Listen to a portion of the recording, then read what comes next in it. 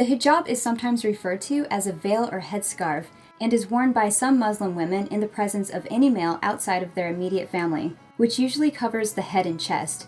The hijab can also be used to refer to the seclusion of women from men in the public sphere. Why is this? The hijab is rooted in a modesty doctrine. Some people believe that God has instructed women to wear it as a means of fulfilling his commandment for modesty. Sometimes it is also worn by women as a symbol of fashion, modesty, and privacy.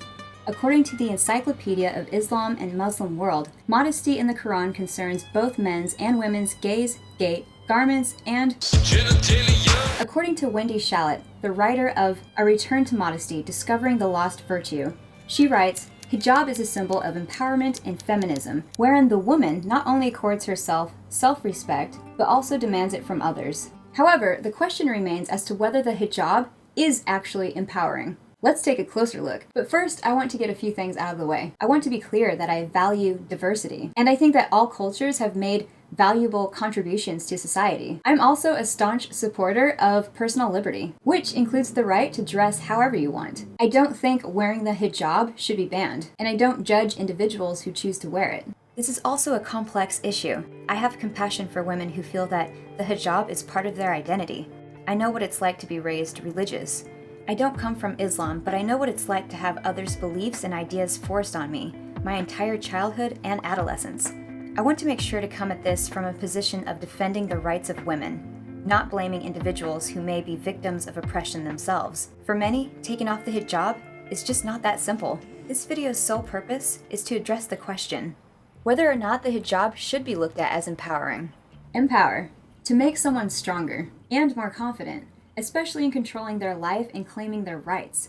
This definition doesn't seem to have anything to do with the hijab. I understand that there are some women in the world who voice that it is their choice to wear the hijab. But what about the other women who don't want to wear it? My dad would kill me, literally. Nala fought tooth and nail to convince her parents to allow her to remove the hijab. At age 20, she finally decided to take it off despite their disapproval. She says, "A woman is much more than the clothes she chooses to wear or not wear. I will not be defined by their standards of modesty." Hiba, living here in America, has said that by taking off the hijab, it would make her mother sad and extremely disappointed. Now let's go to Iran. Since the Iranian Revolution in 1979, which led to an Islamic republic, Iran became drastically strict on women wearing the hijab.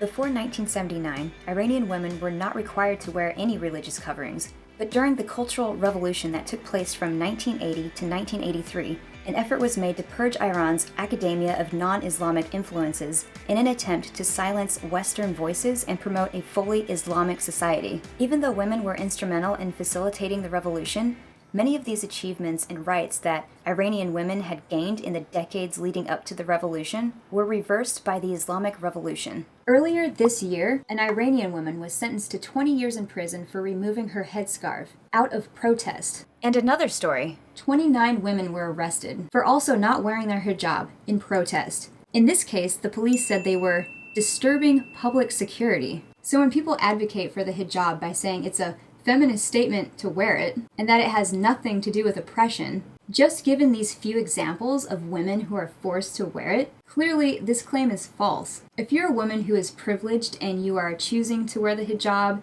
and you're not being forced to, good for you. It doesn't mean that others aren't. It doesn't change the fact that the hijab is oppressive to others. If the hijab was optional, in that women could truly choose to wear it or not wear it on any given day without any consequences, I would not have the same problem with it, and I probably wouldn't spend much time discussing it at all. Unfortunately, that is very rarely the reality. It's as if people who advocate for the hijab are either ignorant of what's happening to the vast majority of unlucky women around the world, or are dishonest about it.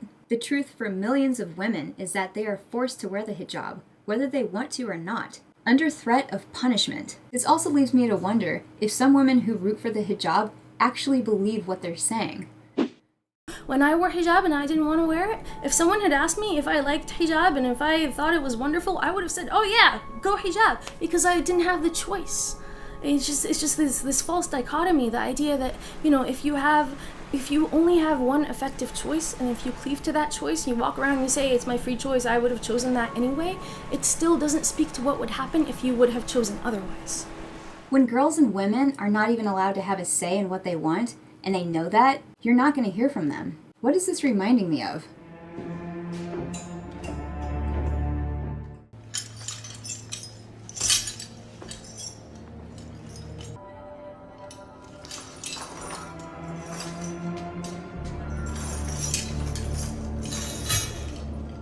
Henny Youssef has said that she wears her hijab in defiance of what fashion capitalists promote, that women need to be sexy but not slutty. She has said that by wearing her hijab, she's rejecting that message. It's one thing to defy social norms, but another thing to advocate for a practice that takes choice away from women. The mandatory wearing of the hijab is not the answer to a problematic fashion culture. Even if you disagree with how women's fashion is portrayed and want to advocate for more conservative norms. I mean, no one is forcing women to wear low-cut V-neck t-shirts with push-up bras in their daily lives. Couldn't one simply dress more conservatively without having the hijab forced on them? Why bring the hijab into this at all? Let's go back to the word empowering. If we're going to talk about a product that is empowering, one example could be makeup. Today I'm choosing to wear this look. Some days I like to contour. Maybe sometimes I'll go with a darker lip, or sometimes I'll wear no makeup at all. The thing is, I'm choosing to do it. My husband is not forcing me to do a full face of glam makeup every day. What I think is empowering about this is the fact that I have a say in what I want to wear, if I want to express myself with makeup or not. Also, I choose when I take this off. That's empowering. And I'll add, it feels great letting my skin breathe. What's not empowering is not having a choice. This every day. If any woman could take off the hijab, that would be truly empowering. But as it stands, the hijab represents the worldwide oppression of women. And to act like it doesn't shows a dangerous willingness to ignore reality. And that's not empowering anyone.